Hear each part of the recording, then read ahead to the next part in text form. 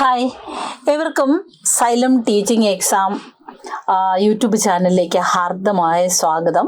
അപ്പോൾ ഇന്ന് ഞാൻ നിങ്ങൾക്ക് ഏറ്റവും ആകാംക്ഷയോടെ നമ്മുടെ ടീച്ചിങ് എക്സാംസിൻ്റെ ക്വാളിഫയിങ് എക്സാമായ കേറ്ററ്റിനെ കുറിച്ച് കുറച്ച് കാര്യങ്ങൾ, അതിൽ മലയാളത്തിൻ്റെ റോളിനെ കുറിച്ചൊക്കെ പറയാനാണ് ഞാൻ വന്നിരിക്കുന്നത്. അപ്പോൾ നമ്മളെപ്പോഴും ഒരു LPST അല്ലെങ്കിൽ UPST, HST, അതുപോലെ HSST അധ്യാപകരാകാനാണ് ആഗ്രഹിക്കുന്നതെങ്കിൽ നമ്മൾ ഉറപ്പായിട്ട് HST വരെ എന്തായാലും നമുക്ക് ഉറപ്പായിട്ട് എന്ത് വേണം, നമ്മുടെ ഒരു ഈ ഒരു ക്വാളിഫയിങ് എക്സാംസ്, ഇപ്പം നമുക്കറിയാം സെറ്റും നെറ്റും ഒക്കെ ക്വാളിഫയിങ് എക്സാംസ് ആണ്. അപ്പോൾ കേറ്ററ്റിനെ സംബന്ധിച്ച് ഇറ്റ്സ് എ ക്വാളിഫയിങ് എക്സാം. ഇത് നമുക്കിപ്പോൾ റാങ്കിൽ മുന്നിൽ വരണം അങ്ങനൊന്നുമല്ല, നമുക്കിതിനൊന്ന് ക്വാളിഫൈ ചെയ്യണം അല്ലേ, ഒരു മിനിമം മാർക്ക് സ്കോർ ചെയ്തുകൊണ്ട് ക്വാളിഫൈ ചെയ്യേണ്ടുന്ന ഒരു എക്സാമാണ്. പക്ഷേ ഇതിന് അതിൻ്റേതായൊരു കമ്പൽസറി ആക്കിക്കൊണ്ടിരിക്കുകയാണ്. അപ്പോൾ തീർച്ചയായിട്ടും കമ്പൽസറി ആയ സാഹചര്യത്തിൽ കേറ്ററ്റ് നിലവിൽ സർവീസിലുള്ളവരെയും അവരുടെ ജോലിയെ ബാധിക്കുന്ന ഒന്നാണ്. അപ്പം കേറ്ററ്റ് ക്രാക്ക് ചെയ്യുക എന്നുള്ളത് നമ്മുടെ ഒരു പ്രധാന ലക്ഷ്യമാണ് അല്ലേ. അപ്പോൾ ജോലിയിലേക്ക് LP ടെസ്റ്റ് എഴുതാൻ പോകുന്നവർ, LP UP ടെസ്റ്റ് എഴുതാൻ പോകുന്നവരും ജോലിയിലുള്ളവർക്കും ഒരുപോലെ ആവശ്യമായിട്ടുള്ളൊരു ക്വാളിഫയിങ് എക്സാമാണ് കേറ്ററ്റ്. ഈ കേറ്ററ്റിൽ മലയാളം എങ്ങനെയാണ് 30 മാർക്കിനുള്ള മലയാളം കാറ്റഗറി 1, 2, 3ക്ക് ചെറിയ മാറ്റങ്ങളാണ് ഉള്ളത്. നമുക്ക് എന്തായാലും കേറ്ററ്റ് 1ഉം 2ഉം 3ഉം ഒക്കെ നമുക്ക് ഇവിടെ ലൈവ് ക്ലാസ്സുകൾ സൈലം പ്രൊവൈഡ് ചെയ്യുന്നുണ്ട്. എന്താണ് നമുക്ക് കേറ്ററ്റ് 1 എന്നൊന്ന് നോക്കാം, അതിൻ്റെ മലയാളം എന്താണ് എന്നുള്ളതാണ് ഞാൻ നിങ്ങളെ പരിചയപ്പെടുത്തുന്നത്. ഒരു ഗദ്യഭാഗം തരും, ഏറ്റവും ഈസി കാര്യമാണത്. ഒരു ഗദ്യഭാഗം തന്നിട്ട് അതിൽ നിന്നും 5 ബഹുവികൽപ്പ ചോദ്യങ്ങൾ. ബഹുവികൽപ്പ ചോദ്യം എന്ന് പറഞ്ഞാൽ നമുക്കറിയാമല്ലോ ഈ പറഞ്ഞ MCQ ആണ്. അതായത് നമുക്ക് മൾട്ടി ചോയ്സ് ക്വസ്റ്റ്യൻ ഇല്ലേ, നമുക്ക് വരുന്ന ആ ഒരു ബഹുവികൽപ്പ ചോദ്യം എന്ന് പറഞ്ഞാൽ MCQ ക്വസ്റ്റ്യൻസ്. ഈ MCQ ക്വസ്റ്റ്യനിൽ ആ പാരഗ്രാഫിൽ തന്നിട്ടുള്ള കണ്ടന്റ് ഒന്ന് വായിച്ചതിന് ശേഷം ഈ മൾട്ടിപ്പിൾ ചോയ്സസ് നമുക്ക് എങ്ങനെ എടുക്കാം, അതായത് എങ്ങനെ ഇതിൽ നിന്ന് ആശയം കണ്ടെത്തി ആൻസർ ആക്കാം. 1, 2, 3 പ്രാവശ്യം വായിച്ചു നോക്കിയാലും കുഴപ്പമില്ല. 30-ൽ 5 മാർക്ക് ഒരു ഉദ്യോഗാർത്ഥിക്ക് അല്ലെങ്കിൽ ഒരു കേറ്ററ്റ് എഴുതുന്ന ആളെ സംബന്ധിച്ച് ഈസി ആയിട്ട് സ്കോർ ചെയ്യാൻ പറ്റുന്ന ഒരു ഏരിയയാണിത്. അവതാരണം, ഗദ്യം. അതിൽ കേന്ദ്ര ആശയമായിരിക്കും ചോദിക്കുന്നത്. ആ പാരഗ്രാഫിൽ എന്താണോ ഉദ്ദേശിക്കുന്നത് ആ ആശയം. പിന്നെയുള്ളത് നിഗമന രൂപീകരണമാണ്. നമ്മൾ അതിനകത്ത് ആ ആശയം കൊണ്ട് എന്താണ് ആ ഗദ്യകർത്താവ് ഉദ്ദേശിച്ചത്. പിന്നെയുള്ളത് വിശകലനമാണ്. നിങ്ങളുടേതായ ഒരു വിശകലനം, ഒരു അനാലിസിസ് കൂടി അതിലാവശ്യമാണ്. അങ്ങനെ ആ പാരഗ്രാഫിൻ്റെ സെൻട്രൽ പോയിന്റ് കണ്ടെത്തണം, അതിൻ്റെ അനാലിസിസ് നിങ്ങൾ എടുക്കണം, അവസാനം നിങ്ങളുടേതായിട്ടുള്ളൊരു വിശകലനം. അങ്ങനെ 5 മാർക്കിനാണ് അവതാരണ ഗദ്യം വരുന്നത്. ഇനി നോക്കണേ, അവതാരണമാണ് ഇതിൽ. അവതരണം എന്ന് കൊടുത്തിരിക്കുന്നതാണ് കാര്യമാക്കേണ്ട, അവതാരണം തന്നെയാണ്. അവതാരണം പദ്യത്തിലേക്ക് വരുമ്പോൾ, അവതാരണം പദ്യം എന്ന് പറയുമ്പോൾ എന്തായിരിക്കും ചോദിക്കുന്നതെന്ന് ചോദിച്ചാൽ ഇത്രയേ ഉള്ളൂ. ആ പദ്യം കൊണ്ട് ഉദ്ദേശിക്കുന്ന കവി ഉദ്ദേശിച്ച ആശയം, പിന്നെ കാവ്യബിംബങ്ങൾ, ഇപ്പം മഴയെയോ പ്രകൃതിയെയോ അമ്മയെയോ ഒക്കെ കുറിച്ചായിരിക്കും, അതിനകത്ത് ഭൂമിയെക്കുറിച്ചോ ഒക്കെ പ്രതിപാദിക്കുന്നുവെങ്കിൽ അതിൻ്റെ കാവ്യബിംബങ്ങൾ. പിന്നെ വ്യാഖ്യാനിക്കലാണ്, നമ്മൾ തന്നെ ആ കവിതയെ ഒന്ന് വ്യാഖ്യാനിച്ച് എടുക്കണം. അനാലിസിസ് ചെയ്യേണ്ട, ഗദ്യം എങ്ങനെ അനാലിസിസ് ചെയ്തോ അതുപോലെ അതിൽ നിന്നും ഒരു ആശയം കണ്ടെത്തി അനാലിസിസ് ചെയ്യുന്ന ഒരു ജോലി കൂടി ആർക്കുണ്ട്, ഈ ചോദ്യകർത്താവിനെ. നമ്മൾ ചോദ്യകർത്താവ് കണ്ടെത്തിയ ആശയം ഉദ്യോഗാർത്ഥി കൂടി കണ്ടെത്തണം. അതിനും 5 മാർക്കാണ്. അപ്പോൾ 10 മാർക്ക്, 30-ൽ 10 മാർക്ക് മോഡലുകൾ പരിശീലിച്ച ഗദ്യ പദ്യ അവതാരണം മലയാളത്തിൻ്റെ മോഡലുകളൊക്കെ നമ്മൾ നന്നായിട്ടൊന്ന് പരിശീലിച്ച് പോയി കഴിഞ്ഞാൽ കാണാപ്പാഠം പഠിക്കാനാവില്ല. അവിടെ കിട്ടുന്നത് വേറെ ക്വസ്റ്റ്യൻ തന്നെയായിരിക്കും. പക്ഷേ ഈ മോഡൽ ചെയ്യുന്നതിലൂടെ എങ്ങനെയാണ് ഈ 10 മാർക്ക് സ്കോർ ചെയ്യുന്നതെന്ന് നമുക്ക് മനസ്സിലാക്കാൻ സാധിക്കും. ഇനിയുള്ളത് മാതൃഭാഷാ ബോധന ശാസ്ത്രമാണ്. ഭാഷാ പഠന സിദ്ധാന്തങ്ങൾ, നമ്മുടെ നോം ചോംസ്കിയുടെയൊക്കെ സിദ്ധാന്തങ്ങൾ, അപ്പോൾ പിയാഷെ, നോം ചോംസ്കി അവരുടെയൊക്കെ ഭാഷാ പഠന സിദ്ധാന്തങ്ങൾ, വ്യത്യസ്ത കഴിവുകളുള്ള കുട്ടികൾക്ക് പരിഗണന നൽകുന്ന ഭാഷാ പഠനം, പാഠ്യപദ്ധതി വിനിമയത്തിൻ്റെ രീതിശാസ്ത്രം തുടങ്ങിയവയൊക്കെ 10 മാർക്കാണ് പെഡഗോജി ചോദിക്കുന്നത്. പിന്നെയുള്ളത് വീണ്ടും 10 മാർക്കിന് വരുന്നത് എന്താണ്? ഭാഷ, സാഹിത്യം, സംസ്കാരമാണ്. അതിനകത്ത് ശൈലികൾ, പ്രയോഗങ്ങളിലെ നമ്മുടെ ശൈലി, നിങ്ങൾ സാധാരണ ഒരു ജനറൽ PSC എക്സാമിനൊക്കെ പഠിക്കുന്ന ശൈലികൾ തന്നെയാണ് ഇതിനകത്തും ചോദിക്കുന്നത്. പിന്നെയുള്ളത് പ്രായോഗിക വ്യാകരണമാണ്. നാമം, ക്രിയ, കർത്താവ് തുടങ്ങിയവയൊക്കെ വരുന്ന പ്രായോഗിക വ്യാകരണം. ഇനിയുള്ളത് പഴഞ്ചൊല്ലുകളാണ്. അപ്പൊ ശൈലി കൂടാതെ പഴഞ്ചൊല്ലുകൾ, സാഹിത്യ രൂപങ്ങൾ, മഹാകാവ്യ പ്രസ്ഥാനം, തുള്ളൽ പ്രസ്ഥാനം, ഗാഥാ പ്രസ്ഥാനം തുടങ്ങിയവയൊക്കെ ഉൾപ്പെടുന്ന സാഹിത്യ രൂപങ്ങളെ കുറിച്ച് പഠിക്കണം. താളബോധം, ഒരു പദ്യത്തിന്റെ കുറച്ച് ഭാഗം തന്നിട്ട് വ്യത്യാസപ്പെട്ടിരിക്കുന്ന താളത്തിൽ നിന്നും വ്യത്യസ്തമായിട്ടുള്ള താളം വരുന്ന പദ്യഭാഗം ഏത്, അങ്ങനെയൊക്കെ ആയിരിക്കും ചോദിക്കുന്നത്. അപ്പൊ ഇത്രയേ ഉള്ളൂ, സിമ്പിൾ ആണെന്ന് മനസ്സിലായില്ലേ? അപ്പൊ അതാണ് കേട്ടിട്ട് 1. ഇനി കേട്ടിട്ട് 2 ആണെങ്കിലും സെയിം നേരത്തെ ഞാൻ പറഞ്ഞ അവതാരണം, പദ്യം, പദ്യാവതാരണം ഉണ്ടാവും, അവതാരണം, ഗദ്യം. ഒരു ഗദ്യഭാഗം തന്നിട്ട് അതും ചോദിക്കും. 2നും 5 മാർക്ക് തന്നെ. ഇപ്പൊ പറഞ്ഞ സെയിം സാധനം തന്നെ, അതായത് 6 to 8 വരെയുള്ള ബോധനശാസ്ത്രമാണ് നമുക്ക് വേണ്ടത്. അവിടെ അത് തന്നെ സെയിം തന്നെയാണ്. പിന്നെയുള്ളത് ഭാഷ, ഇതിൽ ശൈലികൾ, പ്രയോഗങ്ങൾ, പ്രായോഗിക വ്യാകരണം, പഴഞ്ചൊല്ല്, സാഹിത്യത്തിലെ നൂതന പ്രവണതകൾ, ഉത്തരാധുനിക കഥകൾ, കവിതകൾ തുടങ്ങിയ നൂതന പ്രവണതകൾ, കാവ്യശാസ്ത്രം, അതായത് കവിതാ കാവ്യത്തെക്കുറിച്ച് ഒന്ന് പഠിക്കണം, താളബോധത്തെക്കുറിച്ചും ഒന്ന് അറിഞ്ഞിരിക്കണം. അങ്ങനെ 10 മാർക്കാണ്. 30 മൾട്ടിപ്പിൾ ചോയ്സ് ക്വസ്റ്റ്യന്, 30 മാർക്കാണ് കേട്ടിട്ട് 2വിന് ഉള്ളത്. അപ്പോൾ കേട്ടിട്ട് 1നെയും 2വിനെയും കുറിച്ച് പറയുകയാണെങ്കിൽ നമ്മുടെ ലാസ്റ്റ് സൈലം ബാച്ചിൽ മലയാളമൊക്കെ ഫുൾ മാർക്കും സ്കോർ ചെയ്യാനായിട്ട് കുട്ടികൾക്ക് കഴിഞ്ഞിട്ടുണ്ട്. നല്ല മാർക്ക് സ്കോർ ചെയ്തിട്ടുണ്ട്. ഇനിയുള്ളത് കേട്ടിട്ട് 3 ആണ്. അപ്പോൾ ഇവിടെ നമ്മൾ നേരത്തെ പറഞ്ഞ സെയിം അവതാരണമാണ്. പക്ഷെ അതിനകത്ത് കേന്ദ്രാശയവും വിശകലനവും വ്യാഖ്യാനിക്കലും ആശയങ്ങളുടെ പരസ്പരം ബന്ധം കണ്ടെത്തലും സംഗ്രഹിക്കൽ, അതായത് കുറച്ചുകൂടി ഗദ്യത്തെ സീരിയസ് ആയിട്ട് കാണുന്ന ഒരു രീതിയാണ് ഈ എന്തിനകത്ത് വരുന്നത്, നമ്മുടെ അവതാരണ ഗദ്യം കാറ്റഗറി 3യിൽ വരുന്നത്. അവതാരണ പദ്യമാണെങ്കിലും അങ്ങനെ തന്നെ കേന്ദ്രാശയം കണ്ടെത്തി വിശകലനം ചെയ്ത് വ്യാഖ്യാനിച്ച് ആശയങ്ങളുടെ പരസ്പര ബന്ധം കണ്ടെത്തി ആസ്വാദന അംശങ്ങൾ കൂടി കണ്ടെത്തണം. എന്തൊക്കെയാണ് കവിതയിൽ ആസ്വദിക്കത്തക്ക കാര്യങ്ങൾ പറഞ്ഞിരിക്കുന്നത് തുടങ്ങിയ കാര്യങ്ങൾ കൂടി നോക്കി വേണം ഇതിന് നമ്മൾ എന്ത് ചെയ്യാനായിട്ട്, ആൻസർ കണ്ടെത്താനായിട്ട്. പിന്നെയുള്ളത് 3 ആശയവിനിമയമാണ്. അവിടെ വാക്യശുദ്ധി നോക്കുക. നമ്മൾ ജനറൽ PSC പരീക്ഷയ്ക്ക് വാക്യശുദ്ധി എന്ന് പറയുന്ന ഒരു ടോപ്പിക്ക് പഠിച്ചിട്ടില്ലേ? വാക്യശുദ്ധി, അങ്ങനെ വരുന്ന വാക്യശുദ്ധി കണ്ടെത്തണം. അർത്ഥബോധത്തോടെയുള്ള പദപ്രയോഗം, അതായത് സമാന പദം, പര്യായം ഒക്കെ തന്നെയാണ്, അതിൻ്റെ അർത്ഥമാണ് വേണ്ടത്. പദബോധം, ഒരു പദത്തിൻ്റെ ഒറ്റപ്പദം, വിപരീതം, അതായത് ആ പദത്തെ സംബന്ധിച്ച് മുഴുവൻ കാര്യം അറിയുന്ന പദബോധം. സാന്ദർഭികമായും തെറ്റുകൂടാതെയും ഭാഷ പ്രയോഗിക്കാനുള്ള കഴിവ്, അതായത് ഇപ്പം നമ്മൾ പറയുമല്ലോ, പിന്നെ ഇങ്ങനെ പറയും, എന്താണ്, കോടിമുണ്ട് എന്ന് പറയുന്നിടത്ത് കോടി പുണ്യം, കോടിമുണ്ട്, ഇതിലെന്താണ് കോടി ജനങ്ങൾ, പിന്നെ കോടീശ്വരൻ, കോടിമുണ്ട്, ഇതിൽ അർത്ഥം കൊണ്ട് വേറിട്ട് നിൽക്കുന്ന പദം ഏതാണ്? നമുക്കറിയാം, കോടിമുണ്ടാണ് അല്ലേ. ബാക്കിയൊക്കെ സംഖ്യാസൂചകമായി ക്രോർ എന്ന അർത്ഥത്തിൽ കോടി നമ്മൾ ഉപയോഗിച്ചു. ഇപ്പൊ കോടീശ്വരൻ, കോടികൾ കയ്യിലുള്ള ഈശ്വരനെ പോലെ ജീവിക്കുന്നവൻ കോടീശ്വരൻ.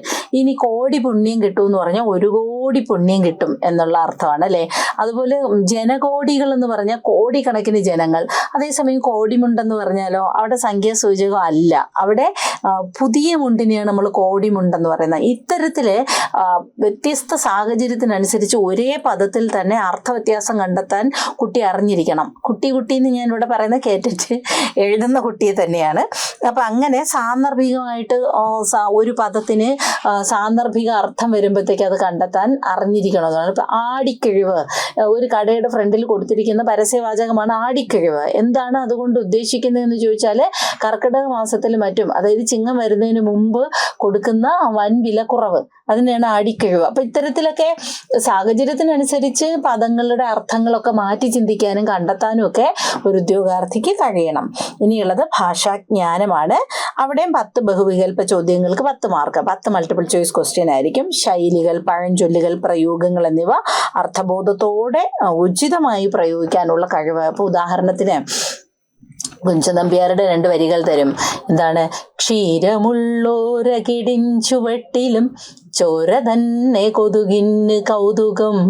ഈ വരികൾ ആരുടേന്നല്ല ചോദിക്കണം, ഈ വരികളിലെ ആശയം, അതായത് ഏത് പഴഞ്ചൊല്ലുമായിട്ട് ബന്ധപ്പെട്ടിരിക്കുന്നു? കാക്കയ്ക്കും തൻകുഞ്ഞ് പൊൻകുഞ്ഞ്, ഉപ്പോളം വരുമോ ഉപ്പിലിട്ടത്, പിന്നെന്താണ് ഇങ്ങനെ പറയാമല്ലോ, അണ്ണാൻ മൂത്താലും മരം കയറ്റം മറക്കുമോ, പിന്നെന്താണ് പിന്നെ അണ്ണാൻ കുഞ്ഞും തന്നാലായത്.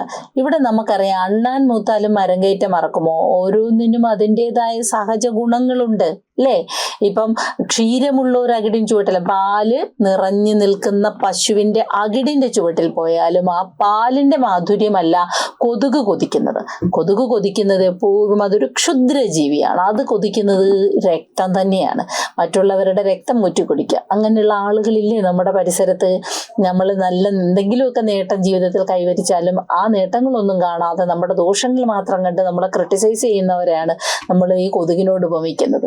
അപ്പം അത്തരത്തിലൊക്കെയുള്ള ഉപമാവാചകങ്ങളൊക്കെ തന്നിട്ട് അതിൻ്റെ ആശയം അല്ലെങ്കിൽ അതുമായിട്ട് ചേരുന്ന പഴഞ്ചൊല്ലേത് എന്നൊക്കെ പറഞ്ഞ് ചിലപ്പോൾ ചോദിക്കാം.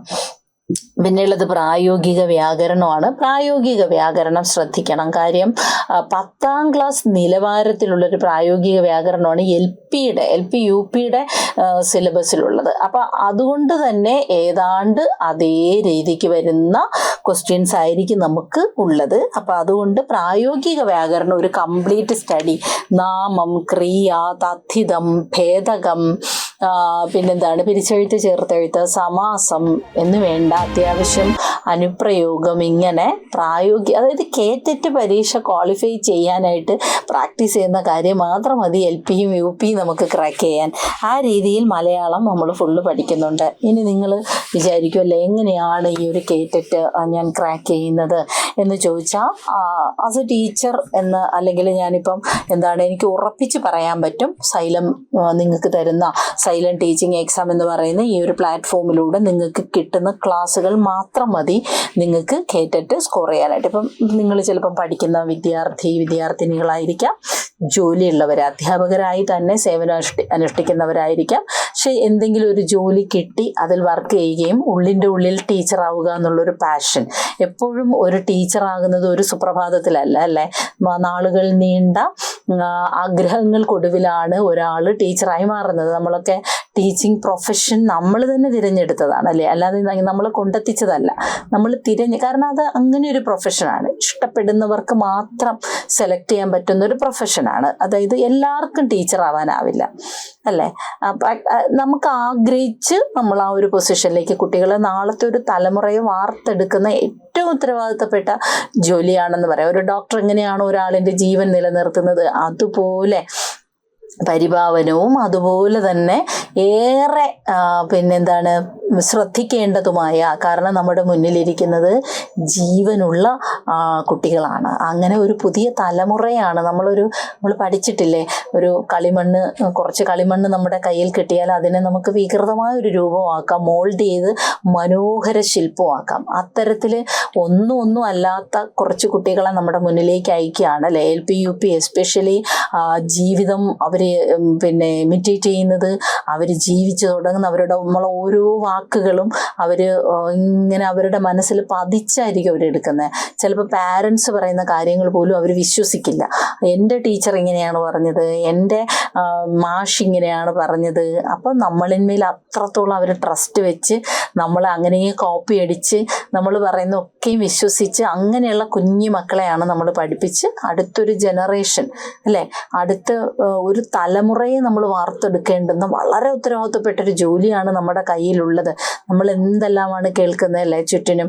പഠിപ്പിക്കണം, ഒപ്പം കുട്ടിയുടെ സ്വഭാവ രൂപീകരണം നമ്മളിൽ വരണം. ഇതിനൊക്കെയാണ് പെഡഗോജിയും കൂടി ഒരു സബ്ജക്റ്റായിട്ട് നമുക്ക് ഇട്ടിരിക്കുന്നത്. ഭാഷയിലൂടെ ബോധന മാധ്യമം മലയാളമാണ്. അപ്പം മലയാളം എന്ന ഭാഷയെക്കുറിച്ച് ഒരു അധ്യാപിക ഏറ്റവും നന്നായി അറിഞ്ഞിരിക്കണം. തെറ്റ് പഠിപ്പിക്കരുത് എന്നുള്ളതാണ്. സത്യസന്ധമായ ബുദ്ധി ആണ് കുട്ടിയിൽ നമ്മൾ പ്രയോഗിക്കേണ്ടത്.